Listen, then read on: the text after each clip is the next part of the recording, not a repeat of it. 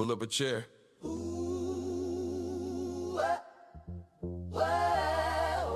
Yeah. We cut that cloth. Mind on freedom.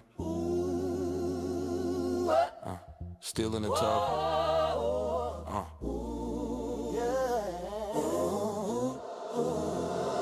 Welcome to the Chop House, where we break the script apart. Shopping love, shopping mouth, carving futures from the dark. From the block to the boardroom, we gon' build this brick by brick with the spiritual thought leader, turning pressure into gifts. Hey, black gold in the bloodstream, old pain in the bone.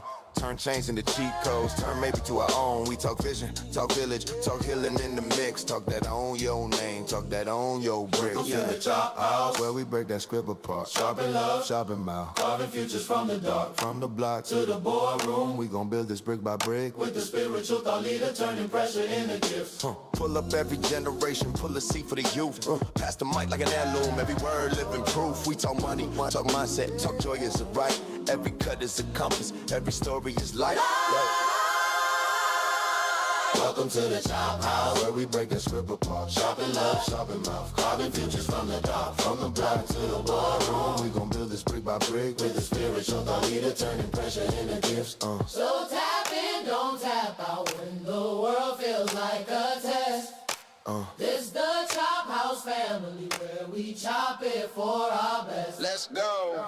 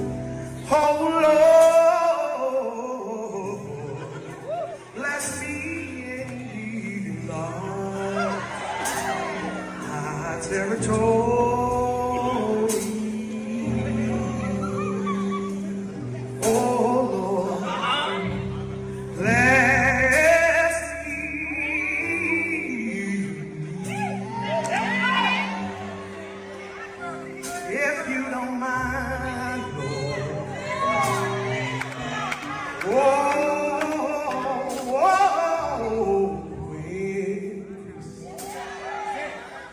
Increase for the whole house. Father, we pray for increase, God. We need you to enlarge our territory.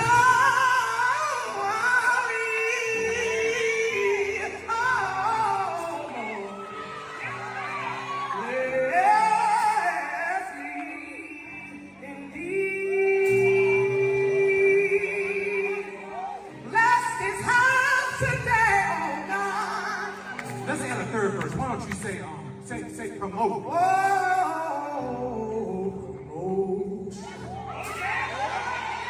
promotion. Father, we pray for promotion, God. We need you to enlarge our territory.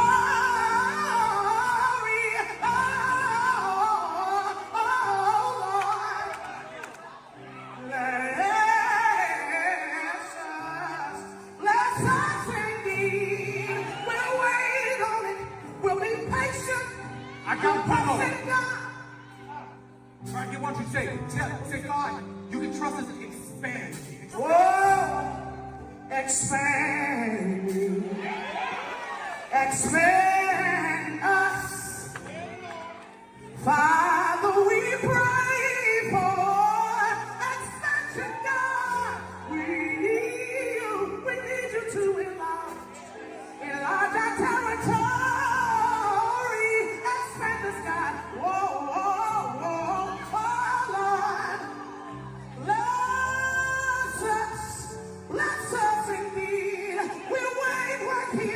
We'll walk in discipline. We'll walk in faithfulness. We want inspection. We want inspection. Increase us, God. Promote us, God.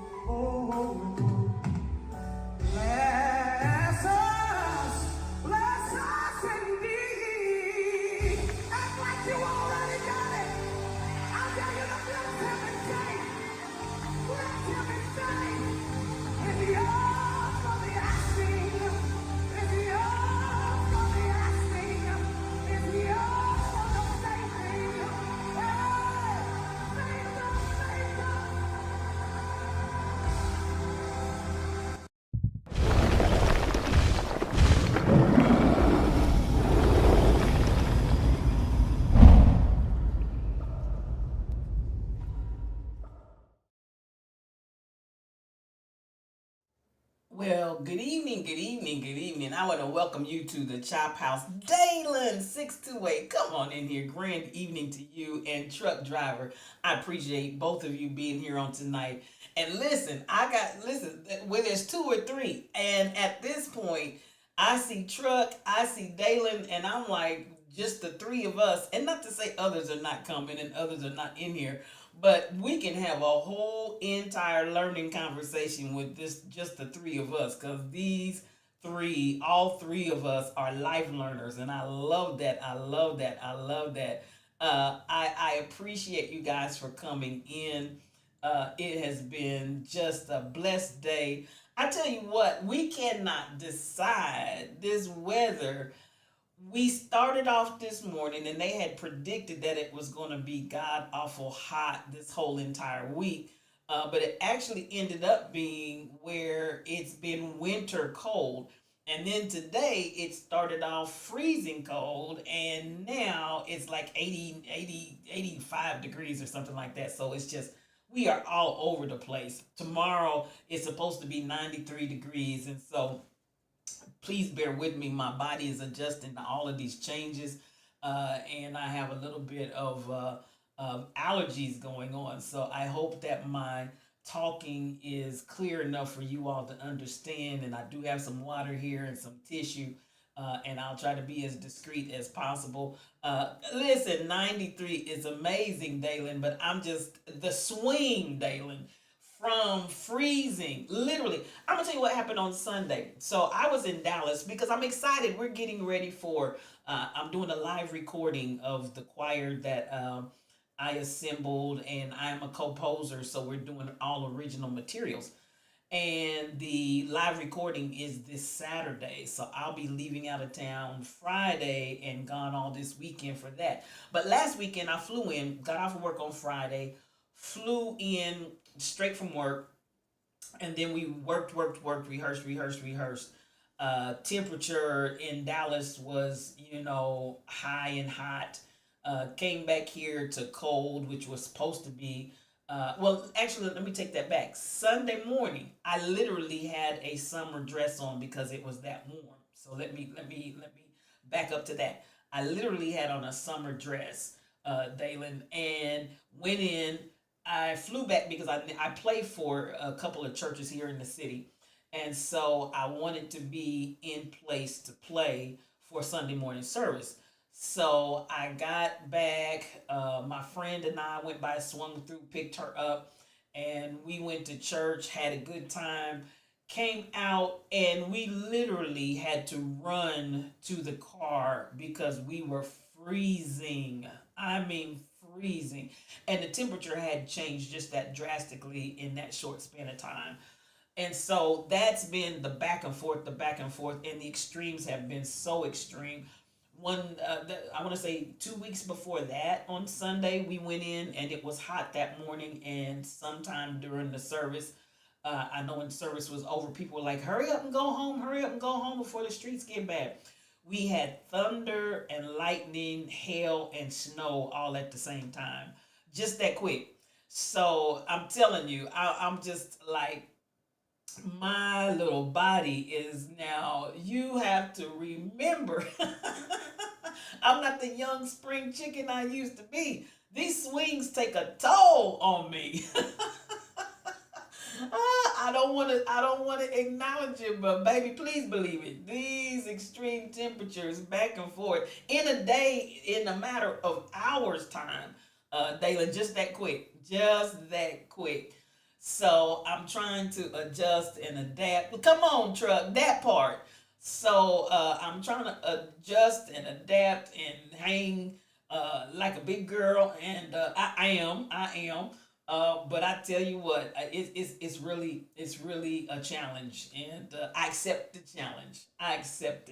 However, now I appreciate you guys coming in. I hope you all enjoyed our Monday teaching on the Mensa youth, and I'm not going to go back and recap. Uh, I don't know about you, but I've been utilizing the mirror, the mirror concept that the young man talked about. My friend has been utilizing the mirror concept. Truck, have you been doing the mirror? I don't know if you did or not. But I just really enjoyed that young man's brain and the way he broke that thing. You doing it too? Awesome, awesome. And listen, I just expect great things. I really, really do. And I can tell a difference in my mindset. I can tell a difference in my energy and everything. Now, that being said, I'm going to show us at some point. It's actually an ad, but I'm going to pull it in and we'll talk about it a little bit. My key point tonight is going to be about people that always have to be on time. And I found an article. Yes, I'll send you the link. Well, actually, if you go out to YouTube or if you go back to anywhere in Twitch, you can see it. Or are you wanting the link to the young man? I can do either. But then we also, in the Chop House on Facebook, if you go to the Chop House Groove on Facebook, facebook.com/, the Chop House Groove, you can also find our page there, and the posts of the videos that we did are there for you to watch on demand. And I will be chopping them up and definitely putting in some shorts. If you can't and don't have time to watch the whole entire thing, I want to pull some of the important information out for you to be able to see in short. So, but nonetheless, I can send you the actual, if you're in Instagram especially, if we're not friends, find me. I'm the spiritual thought leader in Instagram, and I'm happy to send you the video of the Mensa youth. That young man, he just blesses me. He blesses my socks off. So let me ask before I get started, because you know I'm still trying to get my studio set up. Are you all able to hear me okay? Is the sound adequate? Come on, we are lovely. Is the sound adequate? I'm a yay, nay, any adjustments that need to happen, because I'm trying to get back in the swing. Good. Okay. All right. So I'm going to jump right in, and let me go back and reiterate. I want to create the Chop House as a safe place and a place where people can trust what we're talking about. Okay. I am finding that in these days and times, it's a challenge to know who you can believe and what you can trust. There's so much out there, and you got people that are running skits and scams. You got all kinds of, self help, this, that, and the third. And it's almost a challenge to try to figure out what's legit, who's just scamming me to get my money, all of that kind of stuff. I want to create an informational space where people can come, and discernment is on high alert. Come on with that, Dalen. We talked about discernment in the last stream. You've got to have some discernment and be able to discern what is real and what is not. We're living even where the government right now is like, you almost, if their lips are moving, they're lying. If their lips are moving, they are lying. So when you push that level of falsity and lying, it makes it very, very difficult to trust. We find that's been in the church as well, that's been in the spiritual spaces, where you have individuals that, they'll find a way to hook you and get your money. Or even some just for the power trip of saying, oh, these people are following me. And at the end of the day, that's not at all what spirituality is about. And when people are getting off on the fact that you're following them, something is wrong. Excuse me. Excuse me. So I have itchy and watery eyes and sneezing and all of that. So I'm going to try to mute myself when I'm in that mode. But at the end of the day, it's nothing new under the sun, though, folks. Nothing new under the sun. So there's no point in saying, oh, in 2026, listen, in 1906, in 1806, in 1706, and just keep rolling it back century by century. There's nothing new under the sun. So it's same candy bar, different wrapper. So don't think that, oh my God, these times are just unbelievable, because believe it if you will, this has been going on at some level the whole time. That being said, I have a video that I'm going to show because some people really are deluded about the government, and I don't think that I'm saying all government is bad. But some people are deluded about the government because the United States has been just dastardly for a long time. What we see Trump doing, and some of us are just aghast and galled at what we see him doing, but it's the same stuff they've been doing the whole time. He just doesn't have the intelligence to be slick about his. He's just out there, and this isn't going to be about a Trump. That's not where I'm going. But I do want us to understand and have clarity about how our government system has worked. Now, I am going to play a clip of a young Hillary Clinton who is really identifying. So when you talk about Al Qaeda, when you talk about ISIS, when you talk about all of these different things, the United States created those, and she's going to break that down. So we created those, went into those countries, and we had certain things that we wanted to accomplish in those countries. And so we create. Y'all remember the Iran Contra crisis with Ollie North and all of that debacle where we were selling arms and they got caught, and it's just. But the guns and the ammunition and munitions that have been out here in these countries, we have been providing those from day one. That's the United States fingerprint is all over it. This is yes, Truck. So this is going to, and I wanted to kind of show this because again, we're acting as if, oh my God, I just can't believe Trump is doing this. Trump is not doing anything different than several presidents prior to him have done. George W. Bush in Iraq, the Iraq and Afghanistan war. It's all the same type concepts. And I said even when they first started bombing in Iraq during the Iraq war, when we 9/11. Now, I'm not a conspiracy theorist. However, I do pay attention. If you all remember, it just so happened that that day on 9/11, when they were bombing, using the planes as bombs, and they got the Pentagon, they got the Twin Towers, and were headed to DC, and the people on the plane took that flight down. It just so happened that George W. Bush happened to be at some school reading books to little kids. It just so happened that he was nowhere near where all this bombing was taking place. Now, I also want to remind us that there is a tremendous amount of intelligence when you talk about these agencies that, they make a whole living in intelligence. And that's their job, to know what's going on, who's doing what, da da da da da da. It has always been a far reach for me to believe that he just so happened to be that day out reading books to little kids. Yeah, okay.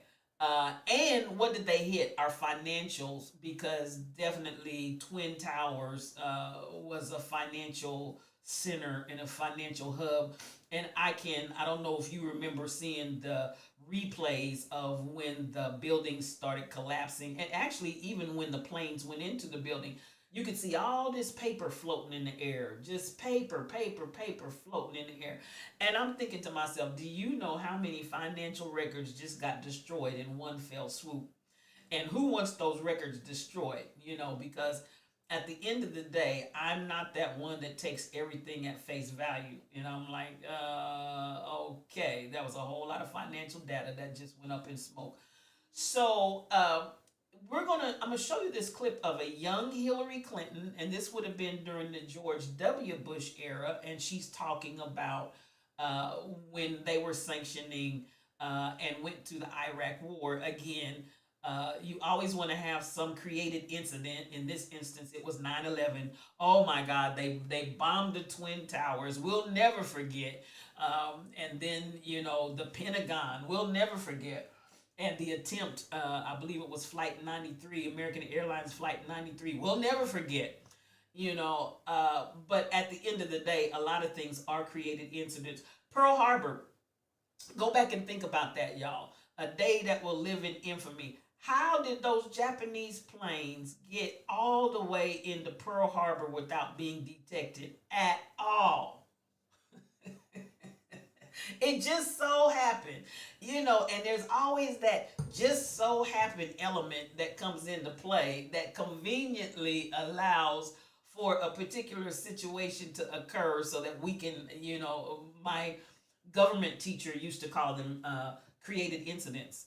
Donald Craven, he was a great teacher. Right, truck driver.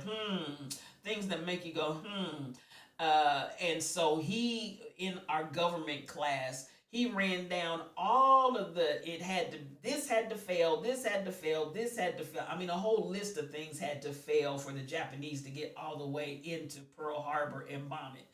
And so you begin to ask yourself, how many fails can you have coincidentally that just allows them? And of course, that was our cue to go into the war. So, I want us to be mindful that don't take everything at face value. I want you to use wisdom. I want you, again, I'm not trying to teach you to be a conspiracy theorist, but I don't want you to be ignorant. I don't want you to be unaware, because there's a whole lot more than meets the eye. So sometimes when people are fighting and arguing over particularly politics and things that are going on in our nation, you can listen to people and tell they really don't have facts and information. They're going off of propaganda, okay? And a lot of it is propaganda. When the government wants you to do a thing, think a thing, vote a way, they put out propaganda. And that's that's all governments. It's not just the United States. It's not just what we often these evil governments. I'm going to show this because I want us to understand. Now, the United States has avoided having any kind of attack direct on our soil here in the United States, other than the Civil War and the Revolutionary War. But if you stop and think about all the countries and all of the people that we have offended and continue to offend, and our government right now is on steroids. And at this point, I am encouraging us, and I'm not a fear monger either, because I'm not scared. I'm not afraid about what's going to happen. But what I am, and I said this one of the first days that I streamed on the Chop House, I want you to be so tuned into your spirituality that no matter what happens, nothing can knock you off your square. Why do I say that? We look at all the other countries and the devastation and how they're hungry and how the houses are destroyed and whole communities and neighborhoods are gone. And there's nothing to say that's not going to happen here in the United States. If that should happen, the question is, are we going to be thrown off? Are we going to be, what I want to say, in a state of a tizzy that we cannot emotionally function? And I want us to be spiritually on point. Let's not forget about BRICS. If they manage to get us a few more African countries with great resources to join, America will be a different world. Come on here. Come on here. Talk to me, Dalen. Talk. And I want to say, I'm part of what I want to do here in the Chop House is to reimagine a world that we want to see, Dalen. I want us to reimagine a world that we want to see. I really do. Because I feel like at some point, all of this that we currently see is going to crumble. But at some point, we need to be able, when it crumbles, what are we going to replace it with? And how are we going to replace it? I'm an advocate right now, and it's so funny. I'm not the only one thinking this way. I was talking to my friend, and we were talking about land. And my grandfather left some land, and so it's generational property at this point. And I said, listen, That acreage, I want to see a farm. I want to see where we produce our own food, where we can exchange it with one another, but we can also sell it commercially to other of our people first and foremost. Because while everybody else is out there starving, I want to be Dalen. If you need some what now? Okay, it's on the way, and ship it. Truck, you need some what now? Okay, it's on the way. I want us to have livestock. I want us to have go back to some of those basics of farming. My friend was talking, and I'm not gonna tell everything because I mean some things I feel like we need to have some discussions offline and start planning and putting together how we want to accomplish this. But it was funny because I'm gonna say it in a nutshell like this: we basically have the same ideas, and I feel like we as Black folk and you know how I say it, I love everybody, but my house is on fire. I'm in the Black community house, and our house is on fire. I'm trying to figure out how do we put this fire out in our house, and how do we sustain ourselves in the midst of when everybody else, and I'm not, hey, it's okay if the government dries up every penny because they don't want to help people that are in need. That's just trifling. But if that's the case, then can we take care of our own? Can we take care of our own that are in need? Can we figure out how to get them fed? Can we figure out how to keep them clothed? Listen, my sister next to me has to be one of the most phenomenal, and I don't say this just because she's my sister, and I know quality when I see it.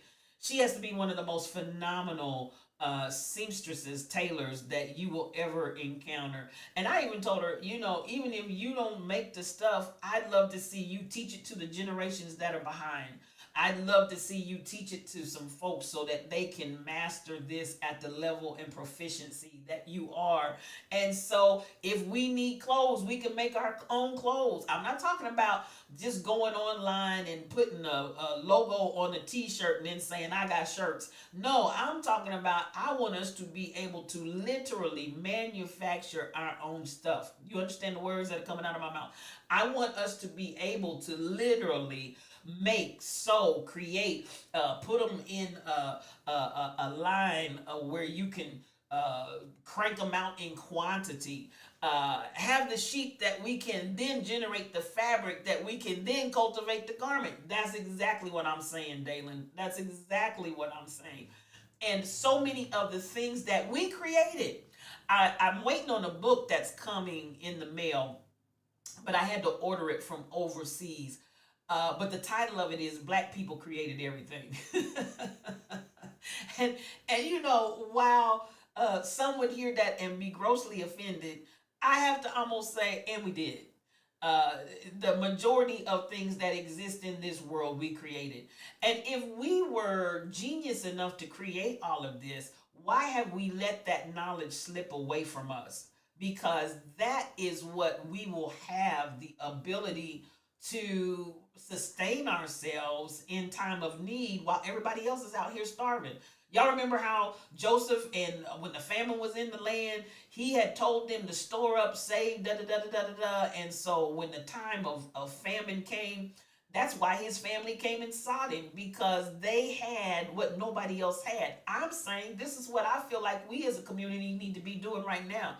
We need to be saving up. We need to be training. We need to be learning. You were thinking about ordering that book? I ordered it, Truck, and I'm just waiting for it to come. It's been about 3 weeks coming because it came from some far away land, but I'm looking forward to it when it gets here. Because at the end of the day, we are a people of genius and ingenuity, and there's no reason why we cannot tap into our own genius and support ourselves. Dalen, I love when they tell us to go back to Africa. That means if we go, can we take everything that we invented and they would be living like cave people, which most of them are suited for. Dalen, somebody, and I'm going to repeat, I didn't come up with this. Somebody said the only thing these racist Europeans created was the patent. The only thing they created was the patent. And what do you mean by that? We created it, they patented it, and got all the money for it. So at the end of the day, I don't think that's far from the truth. That we continue to create, we continue to make, we continue to just the genius minds and investigate and go deeper and go farther and come up with ideas and concepts that nobody thought could be done. And what they did, all they did was sit back and wait at the patent office and put their name on our patent. That includes our music. That includes it goes without saying the number of black artistry that did not get credit for the music that they wrote, and people that couldn't write a song if their lives depended on it. Their name is on there, and their families and their estates are reaping the benefits of songs that black folks wrote, created, and put out there, and they put their names on it. Because again, that's the name of the game between a patent office and between trademarks and registering something for copyright. That's the name of the game, and that's what they invented. Now they invented that, and they found a way to get our stuff and take our money. I'm saying I want to see us as a people take control of our own stuff. So that's the only dish they've ever brought to the table, Dalen, is the patent office, the copyright office, and the trademark. And usually that's after they stole it from us. So how can we begin to move and operate in a way to reinvent our realities? We have more than enough. We have more than enough to do extremely well. We just have to come together, bind together, and figure out what ways we want to go about putting it together. Okay. Now, to get back to the point, what I was addressing, though, was the point that Hillary Clinton, and you're going to see a young Hillary Clinton, because this is during the time of George W. Bush and the Iraq War, and she's basically taking them to task to say, listen, y'all created these monsters, then you want to turn around and act like, oh my God, these people are monsters. Well, you made them. You made them, you abandoned them and left them to their own devices. Now you want to come back and act like you are just clutching pearls. Oh my God, I just can't believe this is what we're trying to deal with. So whether you're talking about Al-Qaeda, whether you're talking about the Taliban, whether you're talking about ISIS, all of that, the United States created all of that. So just be clear, be clear. And I'm going to play this because Hillary Clinton breaks this down. And I said, you're going to know if there's some age on this because this is a young Hillary Clinton, but I want you to see her talking and what she said. She's right on point.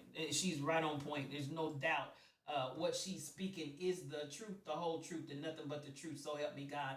And again, why a spiritual thought leader do you want to play this? Because so many people think that what's going on right now is like we've never seen it before. Yes, we have. This is the same thing, same soup warmed over. They just keep bringing it back. So here we go. You've left all over your country. You deal with the mines that are along the border.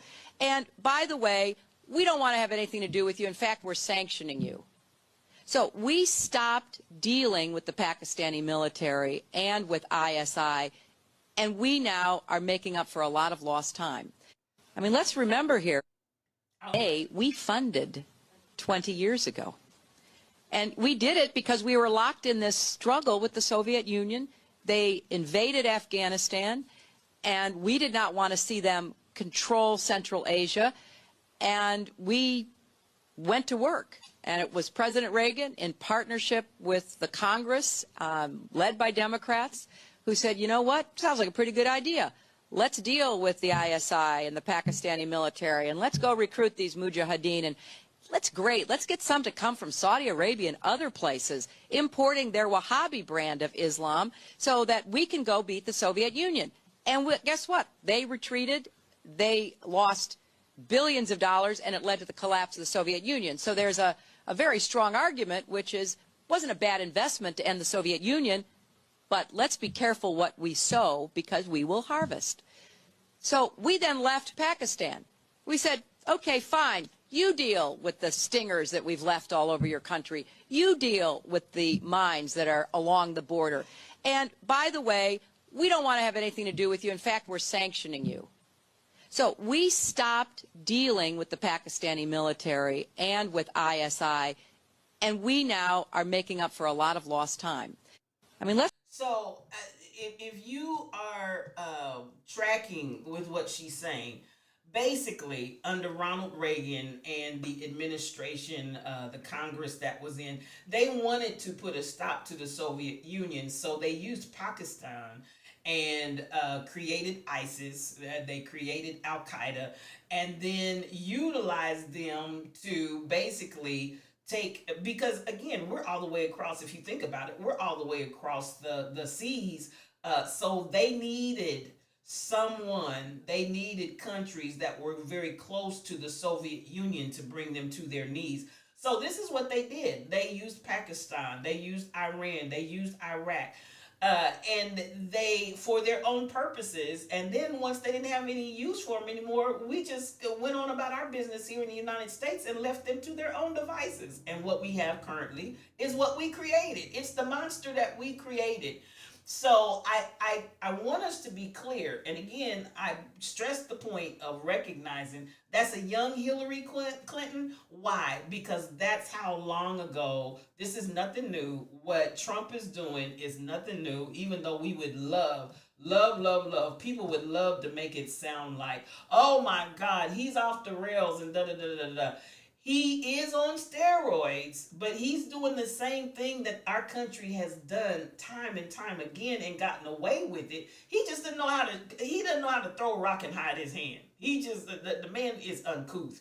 He has no slick about him whatsoever. He's just like a little kid. You staring at the cookie jar, and then when he decides to go and steal the cookie, he's trying to figure out, how did you know I was going to get a cookie out of the cookie jar? You've been staring at it for the last 30 minutes. Everything in your actions said that's exactly what you're getting ready to do, because he's a little kid. The same way they used the Hmong in Vietnam. Exactly, Dalen. And this is, I want to bring our attention. Did you hear when she said it was worth the investment? We're talking about people's lives. It's you guys are talking about power and control of resources and money and wealth and riches and oil, but it took people's lives to get you there. And then after you left, just like she said, you left the mines, you left all of your weapons, all of your things that were hidden to kill people. You left that behind just like nothing and went on back to the United States. And so you got little kids out here walking on landmines, and the next thing you know, they're blown up, And we just talk about that like an investment. It was a good investment, but just understand we reap what we sow. It amazes me the lack of humanity, that if you really listen, not just Trump, because I can appreciate Hillary, but Hillary's take on it was, it's an investment. It's these people's lives, these landmines that we left behind, all of this damage, all of this hunger, all of this running and fleeing for their lives, because you had madmen loose that we had trained and sent them out there vying and jockeying for power. We left all of that, and then we're like, hey, that's your problem. One reason, the Bishop of Twitch, come on in here. So much love to you. I love you, and I appreciate you for coming in. So I just want us to understand, this is nothing new. And that's why I wanted to bring it back, and I wanted to actually show that old footage. And come on, guys, for real, doesn't that seem like a video that we could show in 2026? I mean, really, doesn't that look like a video? This young Hillary Clinton talking is like, we could play that video right now in 2026 and it still fits. I mean, it's unbelievable. It's absolutely unbelievable. So I wanted to say, we created those terrorists, and I don't want us to forget that. Now, I want to, okay, I'm trying to think what direction I want to go. And I do want to say, for anyone that wants to send videos that you want me to look at, you can send those to me again at the Chop House Groove at gmail.com. You can go to the Chop House Groove in Facebook. I haven't set up an Instagram account and whatnot yet, but I will be doing that. I just haven't done it yet. But just send me stuff that you want to talk about or things that you want me to address in our time together. Send it to me, and I'm happy to actually talk about the different things that you guys want to talk about. Okay? Now, I want to go, let's see. I want to go here, and this gentleman is actually selling a service, but I want to play what he's saying, because he's a quantum physicist, and he's, encouraging people to more or less buy his program. But I'm not so much trying to promote and push his program. I want you guys to listen to what he says and tell me what you think, because again, this is a time and a season when everybody's trying to figure it out. Everybody's trying to find the truth and the reality. So let's listen to what he has to say as to manifestation and how a lot of people have made it like woo, woo, woo, woo. And at the end of the day, he's got a different take on it. And of course, he's selling his classes. But listen to this and hear what he says. Quantum physicist, I can tell you, they turned manifestation into who on purpose so you'd never learn how it actually worked. Here's the part nobody tells you about manifestation. You didn't fail because you didn't visualize hard enough, or because you used the wrong affirmations or built the wrong vision board. You failed because real manifestation has almost nothing to do with technique. It's physics. And as a quantum physicist, I'll tell you how it actually works. Physics shows that at the smallest level, reality isn't solid and fixed. It's energy in motion. So manifestation is simply changing the signal you're operating from, because the field responds to state, not ceremony. And that's exactly why I created Spirio. I'm not here to sell hope or another trendy method. I wanted a tool that makes this measurable. Spirio starts with a quick 1-minute quiz that shows what state you're actually operating from and what's creating resistance in your system. Because the universe doesn't respond to what you want. It mirrors what you're consistently broadcasting. You can affirm I'm abundant 1,000 times, but if underneath you're still running fear, doubt, or urgency, that emotional state is the real message being sent. Now, that's what I wanted to really highlight and hit. And now, it kind of takes me, for those truck driver, you were in Institute for Higher Consciousness, and we talked about states of matter. And the reality, when he talks about energy and the fact that everything is energy in motion, even these, I'm sitting here at this desk. This desk is actually molecules constantly in motion. And so he begins to talk about not being about affirmations, because a lot of us know you got to do the affirmations and say this and say that. He is like, and it's not about, trying to get yourself to think it and believe it and so on and so forth. Because his point is basically, if at the root you still don't believe it, the universe and energy is going to basically respond and react to the reality of where you're at, not where your lips are talking. And so he begins to talk about it all starts with quantum, in that nothing is solid. So you have the ability to create in that state of, as you really utilize that energy to be able to take it to another level. I'm going to see if I can play it again, and I want you to kind of hone in on some of the things that he's saying, and after having heard, and let's try one more time and see what you pick up out of this. And I would be very interested to get and understand what you guys get out of it. Dalen, tell me what you get out of this the second time around, and let's chat about it. As a quantum physicist, I can tell you, they turned manifestation into who on purpose so you'd never learn how it actually worked. Here's the part nobody tells you about manifestation. You didn't fail because you didn't visualize hard enough, or because you used the wrong affirmations, or built the wrong vision board. You failed because real manifestation has almost nothing to do with technique. It's physics. And as a quantum physicist, I'll tell you how it actually works. Physics shows that at the smallest level, reality isn't solid and fixed. It's energy in motion.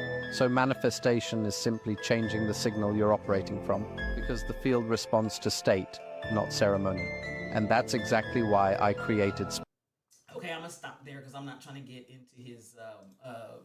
But states of being, Truck. You know, we talked about that in Institute for Higher Consciousness, and we went through all the states of being, and so ultimately, he's identifying manifestation from that vantage point of really tapping into states of being and physics versus visualization and or affirmations and so on and so forth. I thought this was very, very interesting because it did echo some of what we talked about in Institute for Higher Consciousness. We definitely talked about the manifestation of water. And I'm going to ask you just to introspection, to do some introspection. Have you really felt like the things that you want to see and the things that you want to bring forth, that you're still waiting to see the manifestation of it? And even though these techniques of whether it's visualization, affirmations, whatever the case may be, a lot of times people are doing that, but like he said, it still does not manifest because at the very root core, the energy, the core energy has not changed. The state of matter is still not in a state that it can produce the manifestation of what you're trying to get. Dalen, you said you actually agree with that. The 369 method actually works in my life, and I think it's because I have a connection to numbers. I see a lot of number sequences which correlate to certain thoughts that are relevant in my life, if that makes sense. Tell me more about the 369 method. Put more into, I wish, this is what I am going to do eventually. I want you all to be able to come in and actually hold conversation with me where we can actually chit chat back and forth, and I will get, just let me do this in baby steps, if you will, but eventually I would like to have not only audio but video where you guys can come in and we can chit chat back and forth. Tell us more about the 369 method, and I am familiar somewhat with numbers and that kind of thing. I'd like for you to share more because we're learning together. When Truck came in here tonight, he made a comment about he's here to learn something new and something to stir his mind. And I said, and I am too. I'm learning as well. I'm growing as well. I'm in that place of being a lifelong learner. I don't ever want to have felt like I have apprehended. I want to always be growing and learning and understanding greater and greater and more. So, as I said, we touched on this in the Institute for Higher Consciousness, and we have a whole section that we do on states of matter. And I'm not going to go back and try to touch on that, but I did enjoy that because Truck, that really kind of touched back on what we did in Institute for Higher Consciousness. And I was like, every time I hear threads of things that we have addressed and or talked about, every time I see or hear threads of that out there, it just excites me, and I really liked what he said there. You can go out and get Spirio. This is not an endorsement at all because I know nothing about his app, but I'm just addressing the commonality of our thinking process that we had based on Institute for Higher Consciousness. And you can go back and see those classes as well if you want to. I'm going to put those out there for people's consumption as well. But I know Truck Driver was a student in those classes, and I figured that would probably resonate with you from where we talked about the states of matter and anchoring the core. All right. Now, I'm going to, where am I at on my time? Because the last part of what I want to do, so with the, okay, let me stop. Thank you. So with the 369 method, you write your manifestation goal 3 times in the morning, 6 times in the afternoon, and 9 times in the evening. And for me, I speak it as if it's already existed. So my 9 times is saying thank you for God providing it for me. Come on, awesome, awesome. So if and doesn't that truck, and one reason you guys were in here when we talked about the Mensa youth, and he talked about saying it, speaking into the mirror, not so much the numbers, but just speaking into the infinity mirror, and opening and being in portals, because the mirror is a portal. That's a little bit, Dalen, of what we had on Monday night. We had in that video with the Mensa youth. So many, the creating of the fruit of the lips, that's the common thread and the common denominator that I get out of all of it. God creates the fruit of our lips, and what you speak is what you, and even the little boys, I appreciated you reap what you sow. And whatever you're around, whatever you're feeding yourself, whatever you're putting in your mind, and so on and so forth, you're sowing that into yourself, whether you realize it or not. And so you really have to be careful as to what you sow, because you're going to definitely reap just what you sow. You definitely believe the mirrors are portal. That's why your Nana never let you buy one from a flea market. She says you never know what energy is beside there. Okay, I got you. I feel like the energy comes from within you, but resides. I got you. Resides there. And at the end of the day, I am in the vein of the Mensa youth.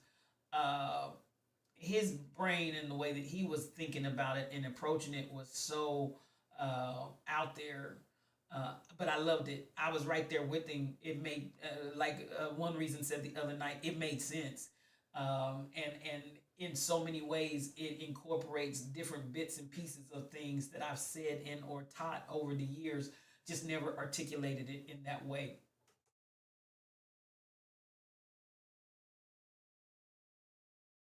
So, all of it really is coming full circle. And I feel like there's truth that is wanting to come forth in this hour. You will know the truth, and the truth will make you free. Now, some people will automatically have some resistance to this kind of concept because they feel like, it has to be in a certain way. But even like the little boy said, I do this and I pray. And I ask God to help me. I ask God to, So I think that as we talk and as we explore different approaches and different understanding, because at the end of the day, I know a lot of church people that do a whole lot of naming it and claiming it by faith, and there's absolutely positively no manifestation. None. And I'm not saying that as throwing a rock. I'm just saying I've seen, until I'm blue in the face, preachers preaching word of faith and but there's almost no manifestation. And at the end of the day, we come up with reasons to explain why there's no manifestation, but I don't know that those, and it always has to do, you too, truck driver. And at the end of the day, I'm like, I'm from Missouri, show me. I haven't seen it. And something has to be real. And this becomes the issue when I talk about finding a space of trust. Can we talk about stuff that's real and not talk about made up pretend stuff or the way we want a thing to be? Let's talk about how it really is. How it really is that we see a lot of people that speak faith and they live in constant defeat and then justify or explain away why they're in defeat. And at some point in time, there's got to be some manifestation. All right. So I enjoyed what he said, even though once more and again, I'm not necessarily pushing and promoting. I'm not saying don't get it. I'm just saying that's not why I showed that video, but what he was addressing in conceptually, I agree with what he said. And that bears out being explored. So I liked that. Now, let me see what this one is. I pulled some things out because I figured that, I've already done that one. I figured that tonight I wasn't going to have a lot of you guys sending me stuff. So I just pulled some things out to have conversation on. And I'm gonna go back. I see you, Dalen. So I participated in Ramadan this year. It's been on my to-do list, and I read the Quran finally while doing my 30 days and keep it up with their prayer schedule and just a fasting alone. That was a whole nother level of spiritual dedication that I had never encountered. But I definitely feel very different and refreshed in my spirituality. Awesome. Awesome. You know, and one thing that I'm going to tell, and I'm going to reiterate, this is an interfaith group.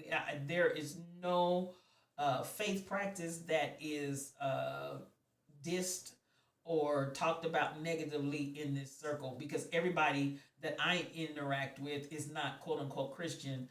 I have interaction and friends from all different faith groups, backgrounds, including atheists. So I, at the end of the day, I definitely will not be becoming a Muslim because I will not give up bacon.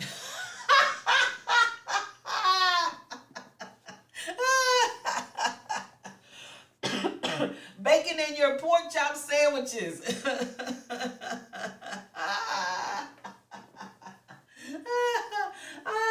Girl, listen, you and me both, cause honey, I love pork like most people eat chicken, because my father raised pigs, and listen, that part, truck, that part. My father raised pigs, and so I was raised on pork. And I love me some fresh pork. And I tell people all the time, I eat everything but the oink. Please believe me, the outside, the inside, the snout, the hoofs, the feet, the tail, can't give it up, won't give it up. Listen, you and me both, Dalen. So please, please, please. But there is something to fasting. And I started, our church that I came from was very heavy into fasting. And so initially we used to fast every Tuesday and Friday. And then long before I ever got a call into ministry, and when I was just a child, I would fast, and I would feel inclined to go in 3-day fast, 5-day fast, 7-day fast. And you know, that's not common for a little kid.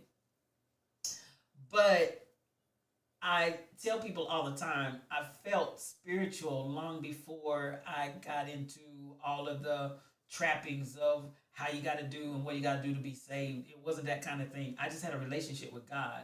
And that relationship with God as a child was very pure and very much from my heart.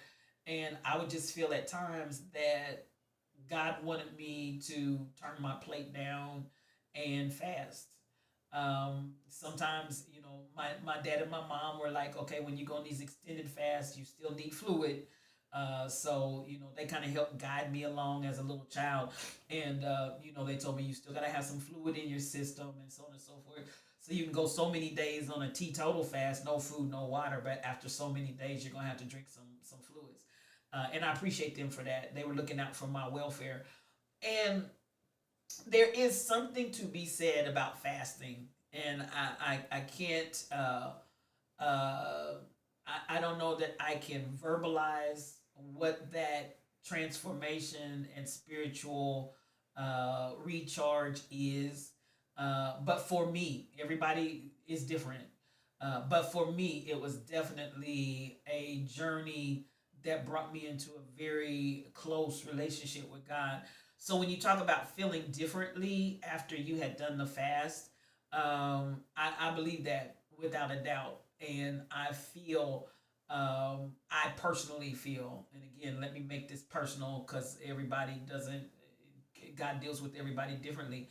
But I personally felt like when God would put me on a fast, that I came out different every single time. And it was very powerful, very, very powerful, and still is. And sometimes I'll be actually in a fast and don't realize I'm in the fast until I'm actually in it, you know, because it's just something that God does supernaturally and spiritually that has nothing to do with me always thinking to myself, oh, I'm going to go on a fast. So it's interesting how all of that works. It's real interesting how all of that works. The last thing I want to cover tonight, and I want to go here, and I'm just going to read this article, and I invite your input. I named tonight's stream Always on Time because that is where I'm going to go before we close out this evening. And a lot of it I'm just going to read. But there is a psychologist that did a study that said people that always have to arrive early, that it can be a trauma response. It can be a trauma response. Okay. So I'm just going to kind of go through this, and because I do feel psychologically, a lot of times we are doing things that sometimes we don't even recognize or realize what we're doing. And I wanted to just kind of touch on this because I do know some people that I believe are definitely in this way because of trauma response. And so sometimes if you're not aware, you can't necessarily address what you don't know. But I thought this might be a space and a place to really kind of expose. I'll put it that way. Now, don't run out and say everybody that's everybody that's on always got to be on time. There's something wrong with you, because spiritual thought leader said no. That's not what I'm saying. And at the end of the day, I do definitely believe. Disclaimer. Come on. That this is, you find and recognize people that fit this particular MO, but that's not the case with everybody. Okay, but people who always arrive early aren't just organized. They grew up, and again, this is for some. They grew up in an environment where being late meant consequences that had nothing to do with punctuality, and their entire relationship with time is still running on a clock that someone else set. Okay. Now, I'm going to encourage you, even as I'm going through this, think about your relationship to different things. I know I had to go back and deal with an area myself about my relationship to money, and I think I've shared it in certain places, but there's a root that goes along with why my relationship with money is the way that it is. And sometimes we've got to understand what's going on with ourselves so that we can fix the situation. Punctuality can be a trauma response dressed in a nice watch. Most people look at the colleague who arrives 15 minutes early to every meeting and sees discipline, conscientiousness, maybe a touch of type A personality. What they're actually seeing is someone whose nervous system learned decades ago that being on time wasn't about respect or professionalism, it was survival. The conventional wisdom frames early arrivers as simply having good habits. Time management gurus celebrate them. Corporate culture rewards them. We're told these people figured out what the rest of us haven't, that life runs smoother when you build in a buffer. But that reading is almost always wrong. What I've observed over years of watching how people behave in professional settings is that the chronically early aren't operating from calm efficiency. They're operating from dread. And the dread was installed long before they ever had a calendar to manage. The clock someone else wound. Childhood teaches us what the world punishes, not what the textbooks say is punishable, but what actually drew consequences in our specific house with our specific people. For some children, lateness triggered something disproportionate: a parent's rage, a cold withdrawal, public humiliation, or the terrifying silence that meant affection had been revoked. The consequences had nothing to do with punctuality. It had everything to do with control. A parent who punished lateness excessively was usually punishing something else entirely. a sense of losing authority, and intolerance for anything outside their choreography, or their own unmanaged anxiety projected onto a child who couldn't yet tell time. Suggests that childhood patterns of beliefs, behaviors, and emotions get introduced to young, malleable minds and then persist unexamined well into adulthood. So really, to kind of say what I am hoping to do here is just to examine it.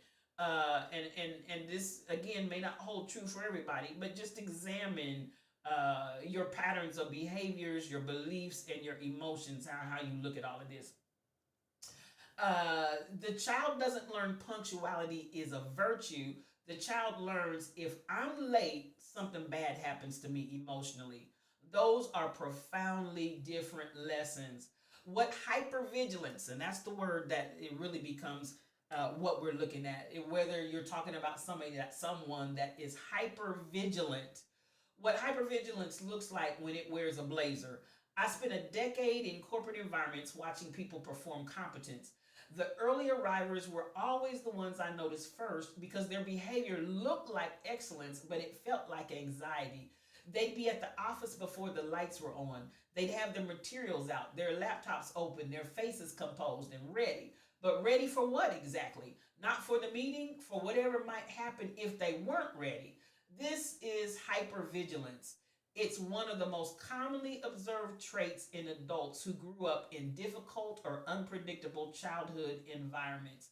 The scanning, the over-preparation, the inability to relax until every variable has been accounted for. In a boardroom, it looks like being on top of things. Underneath, the engine is running on cortisol. I wrote recently about people who never panic and always have a plan, and how the calm exterior is often an operating system built in a house where someone else's instability was the weather. Chronic early arrival is the same architecture. Different rooms, same blueprint. The body remembers what the mind rationalizes.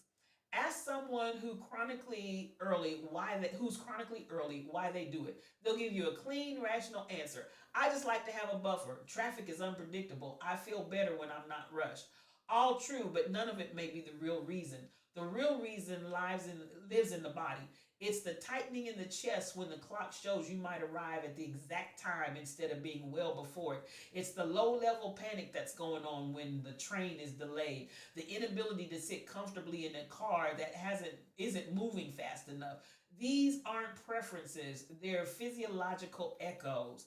A now viral video demonstrated how specific adult behaviors map directly onto childhood experiences, and the resonance is struck with millions of viewers, tells you something about how widespread this recognition is becoming. People watched and thought, that's me. The body encoded the rule before the prefrontal cortex was mature enough to question it. Now the adult walks around with a nervous system that treats cutting it close the way a combat veteran treats a car backfiring. Disproportionate response, accurate memory. The hidden cost of always being early. My father worked in a factory outside Manchester and got involved in the union. He taught me the first real lesson about how power works, who has it, who doesn't, and what people do to hold on to whatever small authority that they've got. But one thing I've come to understand since losing him a few years ago is how much of his daily discipline I absorbed without questioning it. The routines, the rigidity, the sense that everything had to run on a schedule. I inherited a relationship with time that I didn't fully examine until he was gone. That's the cost nobody talks about. Chronic early arrival isn't free. You pay for it in anxiety, in the inability to be spontaneous, in the quiet resentment that builds when other people treat time casually and suffer no consequences for it. Studies suggest that childhood habits affect adult stress levels, and that patterns developed in early life don't just persist as quirks. They actively shape how the body responds to perceived threats. Being 5 minutes behind schedule shouldn't feel like a threat. For some people, it does. And here's what that actually means in practice. The chronically early person isn't just spending 20 extra minutes in a parking lot before every appointment. They're spending 20 extra minutes in a state of anticipatory stress that only resolves once they've confirmed that they're safe, on time, not in trouble. When punctuality becomes a proxy for worth, the deeper pattern is about self worth. In environments where a child's value was conditional on performance, and this is huge for a lot of people because a lot of people, whether they realize it or not, they were raised in environments where their performance was directly correlated to their value. Okay, so let me read that again. The deeper pattern is about self-worth. In environments where a child's value was conditional on performance, every metric becomes a test. Grades, I can listen, ding, ding, ding, ding, ding, ding. Behavior, tidiness, punctuality. The child learns that love, or at least the absence of punishment, is something you earn by getting things right. Punctuality is particularly loaded because it's binary. You're either on time or you're not. There's no gray area, no room for interpretation. For a child navigating an environment where the rules kept shifting, the clarity of a clock was actually comforting. You could win this one. You could be undeniably, provably not wrong. That's why chronically early adults often feel a flash of moral judgment toward people who are late. The reaction is too strong for what's actually happening. Someone showed up 10 minutes late to brunch. So what? But for the person whose punctuality is wired into their self-concept, the late arrival feels like a violation of something sacred, because for them it was. Research has shown that childhood trauma shapes how adults navigate relationships, often creating dynamics where one person's hypervigilance collides with another person's obliviousness to the invisible rules that are being enforced. I explored some similar in my piece on people who complain about having no time but scroll their phone for hours. The relationship with time is almost never about time. It's about what time represents in someone's internal economy: safety, control, worth, or avoidance. The difference between discipline and compulsion. Genuine discipline feels light. You choose it. You can occasionally not choose it, and nothing terrible happens internally. Compulsion feels heavy. You can't not do it. The thought of not doing it produces anxiety that is wildly disproportionate to the situation. That's the dividing line between the person who's early because they prefer it and the person who's early because their nervous system won't allow anything else. Okay, so then it goes on and it goes, and I may come back. Hey, Crazy Berry Town, so much love to you. It is good to see you. It is so good to see you. I love you, dear, and happy belated birthday. So it goes back and starts talking about recalibrating your internal clock. So I'm going to ask, does this resonate with anybody? Because at the end of the day, hypervigilance in people that were raised in environments that were very dicey, for different people is different things. This brings out just this particular area of hypervigilance as it relates to always being on time and never being able to be late. Like it said, there's a difference between, and you can kind of test it by the physiological changes that start going on in your body when you start feeling anxiety, when you start feeling stressful, or when you find yourself feeling extremely, angry towards the people that you don't feel like are respecting your time and your energy and your space at the same level that you feel like they should, because obviously it's so important to you, but it also goes back to what it said. This all kind of revolves around the ability to control, the ability to sculpt and say, this is what I want. And this is something that I can definitely have control over. Stacy 546, good evening. So much love coming to you, sis. And I love you. Thank you for coming in. So then the person that arrives 15 minutes early to everything, actually it says they're not really showing their character.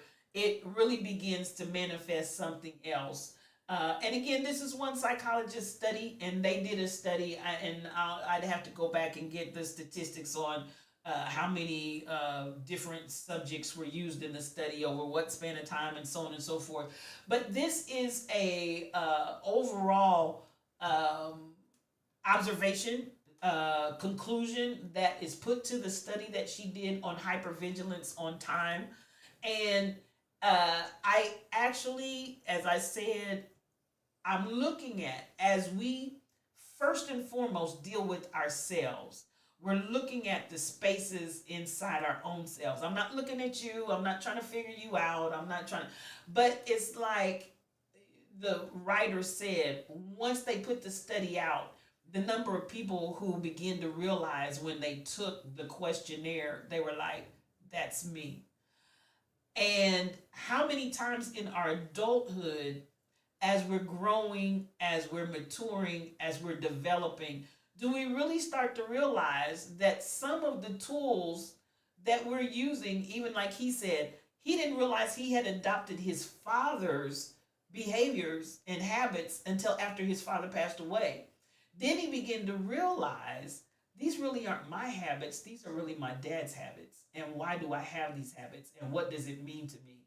And the assessment of what it meant and what it stood for. And it began to unearth the whole of my self-worth is wrapped up in this. That's huge. And sometimes we need to step back and begin to identify, what is my self-worth associated with, and how do I approach that?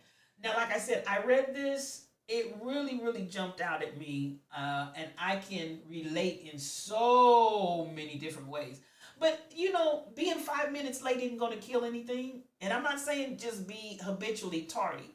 But, and I'll say the flip side of that, I think that being habitually tardy can also be a trauma response, because that's where we started in this whole conversation in this writing, is that the results of the observation is that it definitely, as the people that were being dealt with, they delved into what was really at the root, what was really at the core.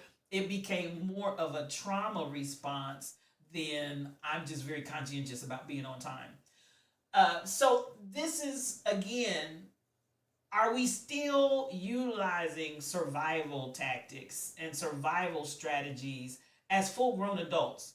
Or are we able to identify where we have still in our lives operations that are nothing more than survival tactics that are still hanging on, that we've never resolved? We're grown. Some of us, hey, I'm 6 decades plus in, and I'm still finding survival tactics, survival strategies that, as was stated in the article, sometimes formulated as extremely young, malleable kids that really didn't even have the ability to process it, but internalizing and developing these behaviors and then not really knowing where they come from.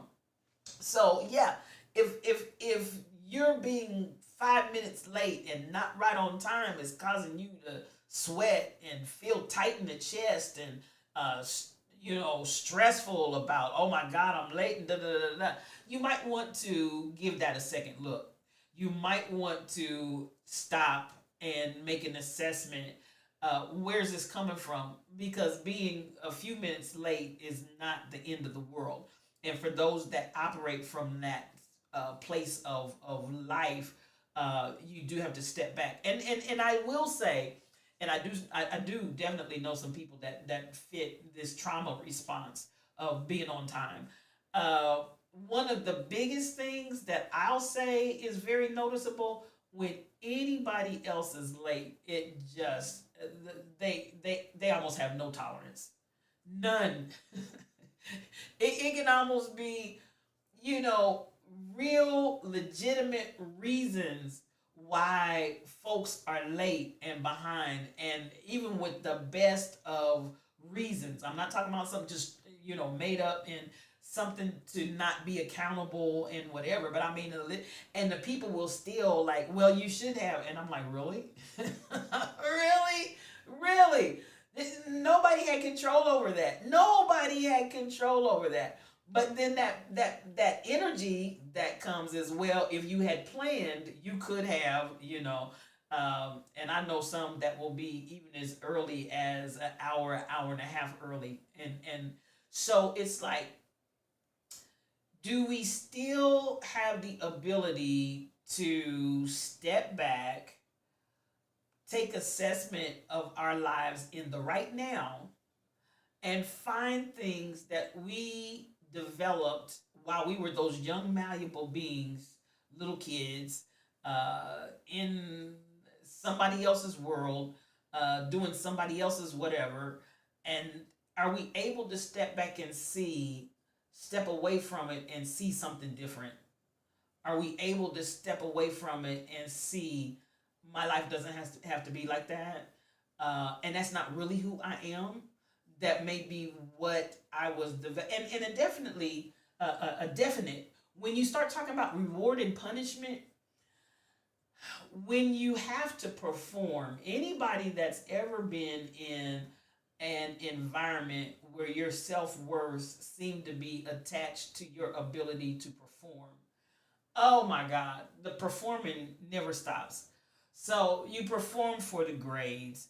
You perform. I mean, you just fill in the blank with all kind of stuff. You perform for this. You perform for that. You're on time for the performance and the sense of worth that comes along with everybody just fawning over you and how you are always on time and I mean, some of us really have to step back, and begin to be real with ourselves. How much of my life revolved around my need to perform for self-worth? How much of my life did I need to perform in various and sundry areas for my self-worth? I thought this particular psychologist, and I do read a lot of the psychology magazines that come out, or psychology articles that come out. I thought this was a very good article because I do believe that a lot of times people, when it talks about the clock that somebody else wound, that's not even who you are. That's not even who you are. And yet and still, you've relegated yourself to having to perform within the constructs of the clock that somebody else wound. What are we doing, and why are we doing it? And tell me in the chat, does anybody relate to this study at all?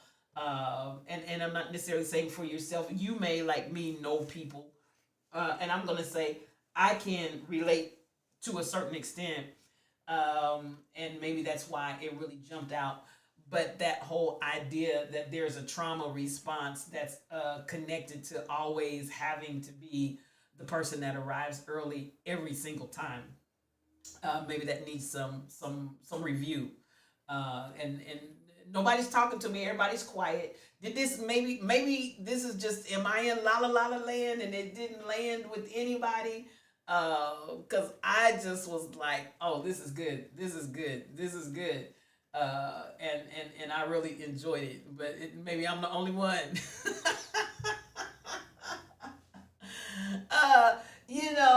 I think that when we start talking about genuine discipline versus compulsion, genuine discipline, as you walk into different areas, it sounds like they don't want to be held accountable. I hear you one reason. It sounds like they don't want to be held accountable. I do. It drives me crazy if I'm late or others. Okay. So I got one end of the spectrum. One reason saying, no, they don't want to be held accountable. And then I got Stacy 546 that said it drives me crazy if I'm late or if others are crazy. No, it definitely is some clarity on why I tend to annoy people with my lateness that have some of these same responses with regards to time. So Dalen, are saying that you might be that person that runs late and makes the people that fit into this category so agitated and irritated with you because they're caught in this compulsion. You used to be like that until I said forget. Hey, listen. So we got it all the way across the board. I got a little bit of everything. So Truck is a recovering. Dalen is the late person that makes them mad. Stacy is that person or can relate to that person. And one reason is like, no, y'all just don't want to be accountable. I hear all of those. I hear all of those. Because unless it's my job, I don't feel like I need to rush anywhere. Because of my job, you get points in life. There's no points. If I'm late, get over it. Wait, start without me. I'll catch up. Okay.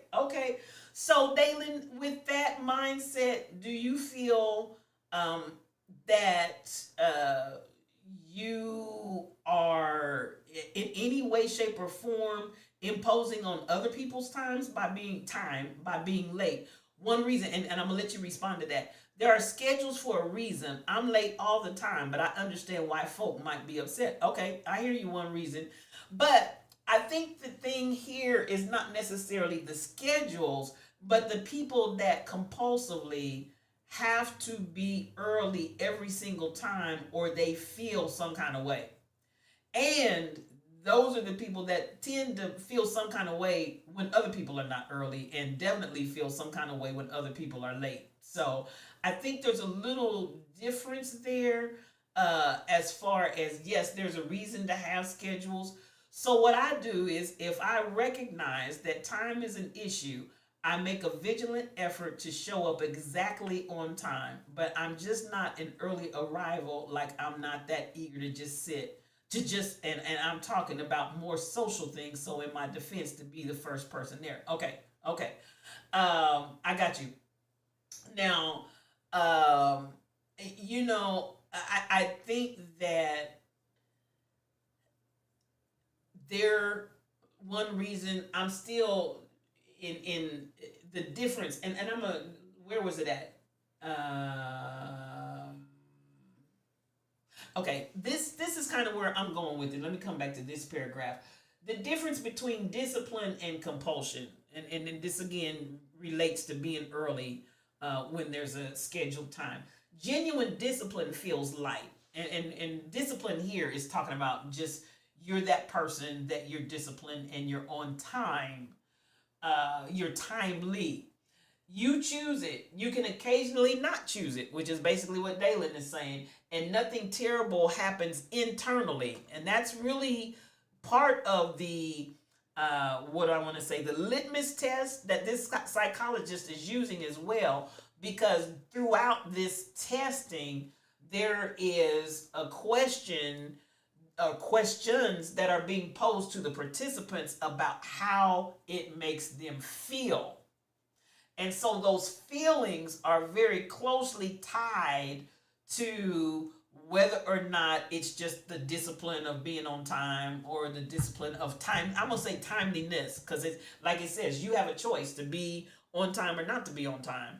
I know some people that choose to be late, and to certain things, I can remember I have a friend, especially in church, she doesn't choose to be on time. She doesn't want to be on time.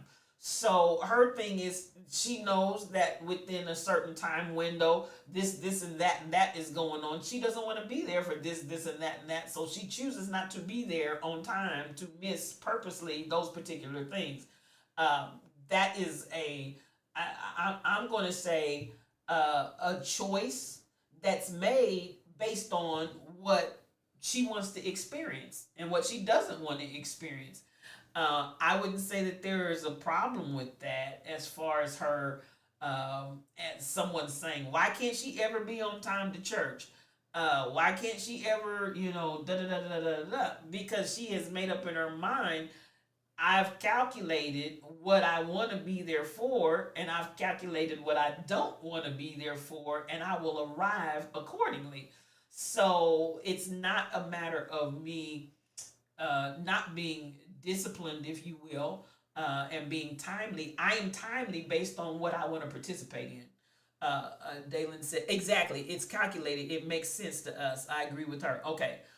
And so at the same time, I know others who would just come unglued. Why can't you ever be on time for church? Why are you always late? Why are you, and I mean, when I say come unglued, I mean come unglued. So, that part, because the compulsion, and I'm going to say compulsion feels heavy. I'm going to go back to that because if you got that worked up about somebody else not being on time, what's going on inside of you?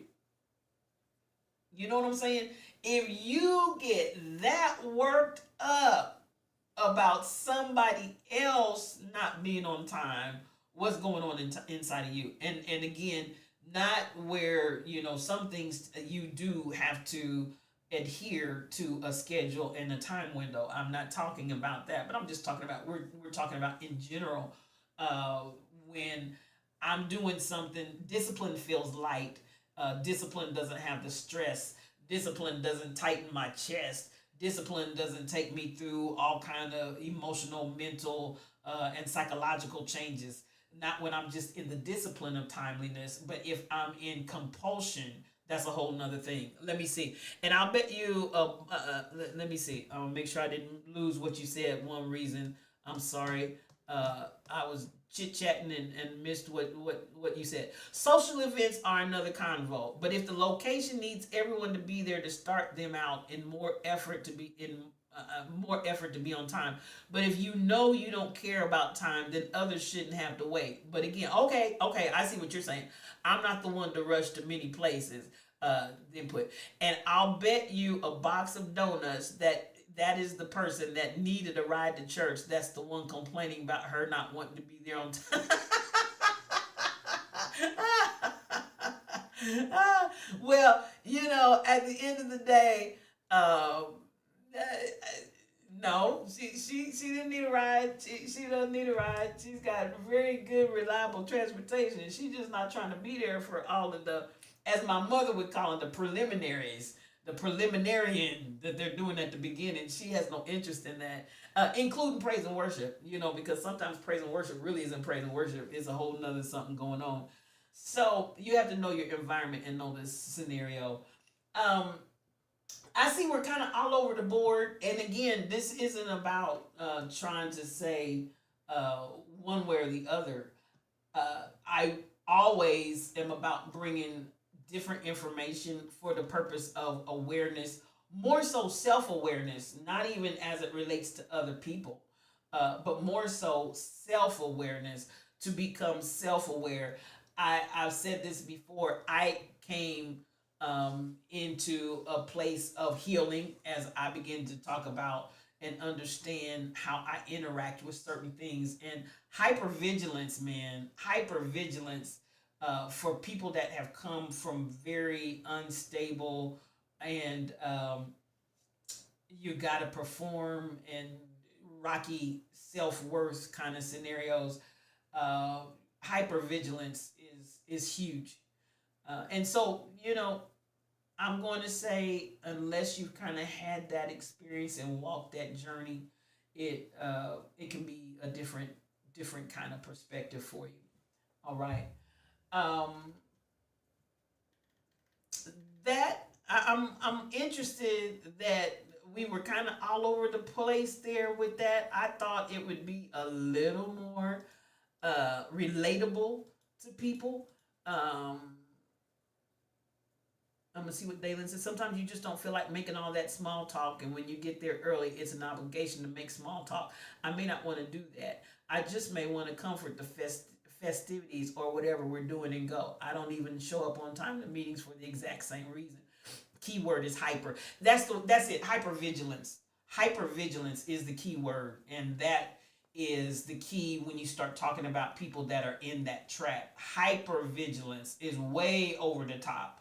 And that in any area where you find yourself operating in hypervigilance, I say you need to go back and look at that. Why? Why is this so over the top? Why is this so extreme? Why is this so, again, I'm gonna go back to if there's a train and I gotta wait and I'm trying to be on time, man, my chest is drawn up because, oh my God, I'm gonna be late.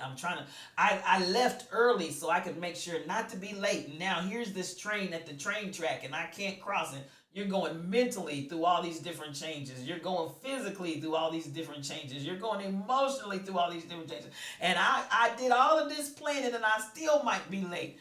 That is what I'm talking about. When your body and your mind starts not feeling good because you're about to be late, especially over something that you had no control over. Because what did it say at the very opening of the those that may not have heard from the beginning? It's a lot of it is revolving around control and the ability to be in control and have control. So that's totally different.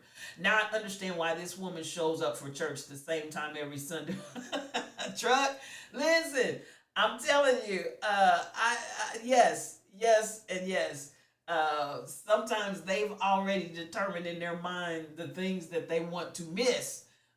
And they plan their time to get there at a certain time so that they can miss all the stuff that they did not want to participate in. So that's a true word. Okay. Hypervigilance. And Dalen, you hit the nail on the head right there. If at the end of the day you find any areas of hypervigilance, and one reason I take your points to heart as well, because you're basically saying, listen, accountability, and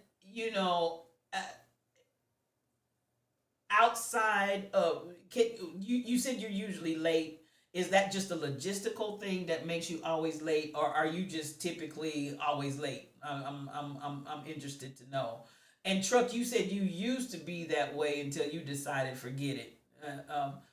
What kind of brought you to the point, Truck, where you were just like, no, we're not doing this anymore? I'd be interested to know what finally got you to that point. And Dalen, I think I'm very clear on where you are. And this is not just, on social, but I mean just overall. When you kind of have that nonchalant attitude, I'm going to go back to what Dalen said. What is wrong with planning on being on time, or maybe a few minutes early, to make sure that you can, if there's some kind of preparation that needs to happen so you can start on time? But why do we feel, if anybody wants to say what you think, why do we feel that you get a brownie, you get some brownie points because your mind says show up 10-15 minutes early? Why can't you just plan to come on time or a few minutes ahead of time? What's wrong with that? What's wrong with that? Which is basically what, if I'm understanding what Dalen is saying, she typically, outside of social events where she decides what she wants to be a part of, if I'm understanding you correctly, and tell me if I'm putting words in your mouth, Dalen, otherwise you basically plan to be on time. You don't come early. Typically, even when I'm early, I wind up late. Okay, got you. Okay, so, and I will say, as I close, I'm gonna let you guys go because we're right at the time to relinquish. I do feel that habitual tardiness is a trauma response too. So, this particular psychologist did a study on people that always have to be early. But I do feel like there's something to be said for people that are always late. There's something else going on there as well. And again, hyper being the word. All right.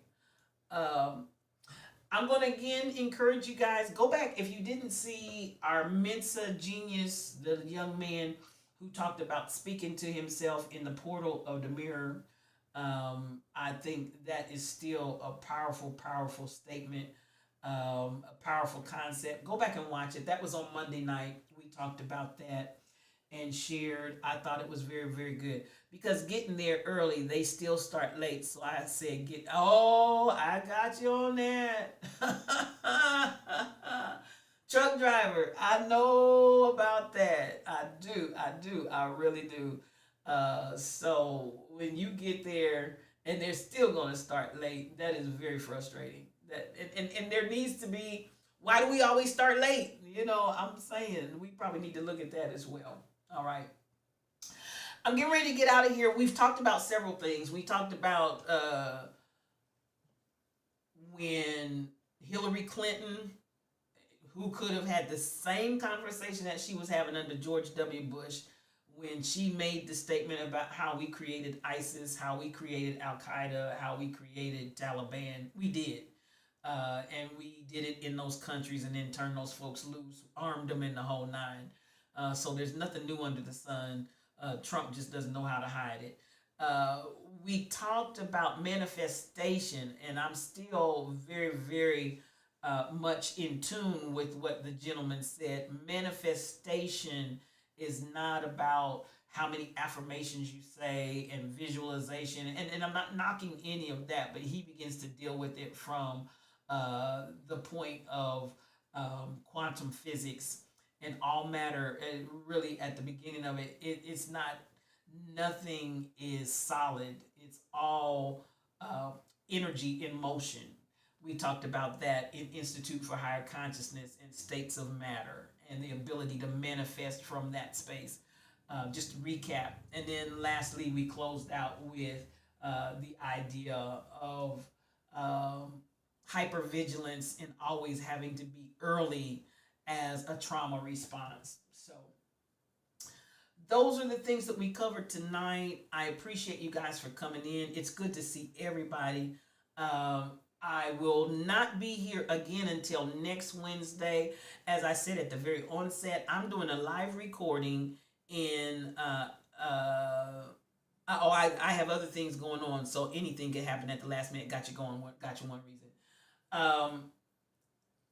I am doing a live recording in Dallas, Texas on this Saturday with my group. The name of the group is REACH. REACH stands for, it's an acronym, Restoring Everyone Administering Christ Healing, REACH. And we will be recording live at the Faith Bridge Presbyterian Church in actually Frisco, Texas. And so I'm excited about that on Saturday. So I'll be leaving out on Friday, so I won't be here Friday night, and then my next time to come on is Sunday, and I will be traveling on Sunday, and then Monday I don't plan to do anything but try to rest when I get back to the city. So I will be back on next Wednesday, a week from tonight, and we will have our next conversation. Again, if you want to send me something, send it to the Chop House Groove at gmail.com, or you can go to facebook.com/the Chop House Groove and send it to me that way in a message or whatever way you want to get it to me, and we will chat about what you want to talk about. I had one other topic, but I'm going to save it only because I don't want to start on it this late, and I want to let you guys go. Most of the time, the one who is giving the meeting is the one that's Truck, you didn't lie. Ain't that usually the case, or the lead speaker? Yes, sir. I got you guys. That's all true. Oh, we also talked about community and rebuilding community, because that's something that we want to do. We talked about the genius that we have as Black people and how we've created. We talked about how we would like to farm, how we would like to both vegetation and animal be able to supply one another, and other things that we envision doing within the community to sustain ourselves, especially after we come out of this nightmare that we're in right now. And I feel like we need to plan on it now instead of waiting until the time is there. So we talked about that. That was a good convo and good information. 369. Dalen talked to us about 369. If you weren't here, you might want to go back and check that out in the chat. But we're constantly growing, and this is for people that are life learners. Nobody knows it all. I'm always just looking and skimming, trying to find something that can expand us, that can grow us in a safe place, in a place that we can trust and we can talk about openly, and we don't have to agree. Let me say that, because even I am grateful that I saw 4 different responses and 4 different perspectives to this particular article by this psychologist, because we don't all have to agree. We can all still. I love One Reason saying, "Nah, that's just don't want to be accountable." I love Dalen saying, "You know, that's me. I'm the one that's gonna be late and make everybody mad. So it is what it is." Truck saying, "Hey, that used to be me, but I said forget it." You know, whatever your perspective is, we just chop it up in the chop house because we don't have to agree.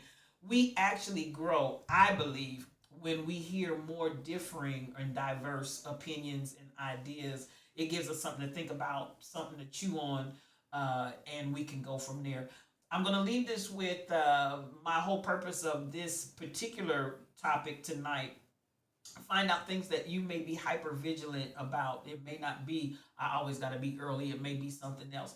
Find areas where you're hyper vigilant and areas that may be still hanging on from earlier times in life, and begin to deal with that stuff. Because you know what? I feel like we first have to deal with ourselves, and we've come a long way. I'm not saying like nobody's starting at square one in this piece, but I'm saying we want to move on and continue on and strive towards perfection. Nobody's perfect, but I'm gonna be the best person that I possibly can be. I'm gonna be the most well-rounded person that I can be. I'm gonna be the most knowledgeable person that I can be. You know, I'm gonna be the most loving person that I can be. I'm gonna be the humanitarian that I can be, the best that I possibly can be, because I feel like then I've given service to the gift of life that God has given me. So we're going to continue to just grow and expand, share, agree and disagree, talk, chat, whatever you want to talk about. I had a topic in that was spiritual, but I'm going to leave, as I said, I'm going to leave that one until next time. But even the idea about God in us and what all that means. Okay, I'd like to have some conversation about that, because you hear so many different things, and not just from the Christian faith tradition. I love my Hindu and my Muslim friends, and other faith traditions, the Jains. I have learned and grown so much. Thank you, Dalen, for bringing in the openness to celebrate and recognize, acknowledge, fast through Ramadan. I think that's beautiful. I started participating in some of the traditions and rituals of my other friends that are not Christian. And I'm going to tell you what, it's some beautiful, beautiful experiences in that. I'm telling you, beautiful experiences. And I love it. I love it. I love that you opened yourself to that. And I love, okay, I will. I love that you were open to that. And Dalen, that's the kind of stuff I want to see. I certainly will. Oh, thank you. I got you, Truck. You're so precious. I want to see us open ourselves up to one another, because if we realize we are more alike than we are different. I posted a video on my Facebook page. It had different people from different tribes just doing their dances. And then, of course, it had us shouting, "Love life, live healthy. Come on in here." So much love. I'm back, and I won't be back until next Wednesday, but my regular schedule is Sunday at 7 o'clock, and then Sunday at 7 o'clock, I will teach some sort of a spiritual teaching. And then on Monday, Wednesday, and Friday, we just chop it up at 7 o'clock, all of them at 7 o'clock. So you are definitely welcome in this space. It's good to have you here, and we're excited about seeing you tonight. Love you so much, and welcome, welcome, welcome.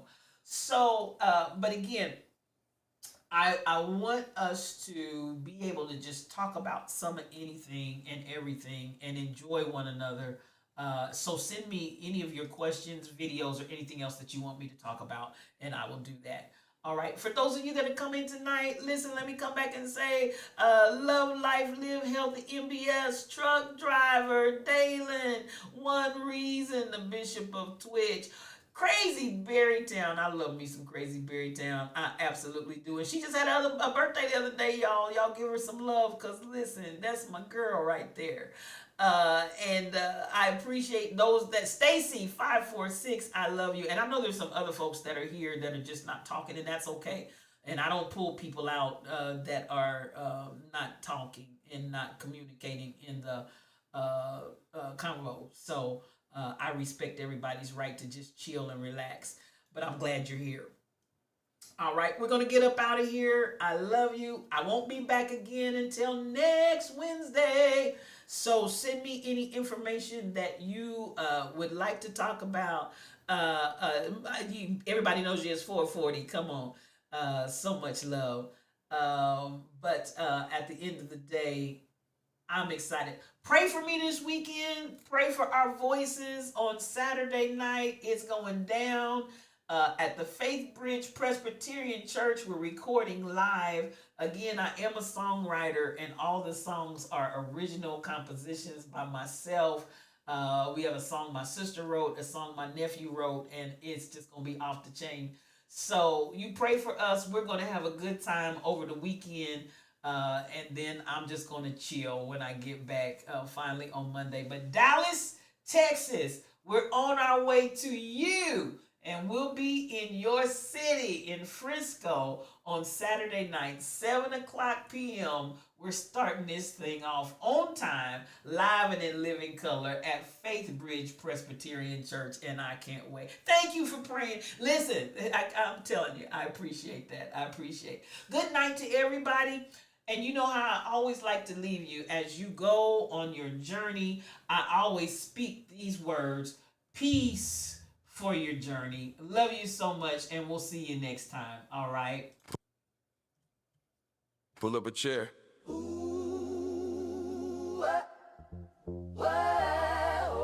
Yeah. We cut that cloth. Mind on freedom. Still in the top.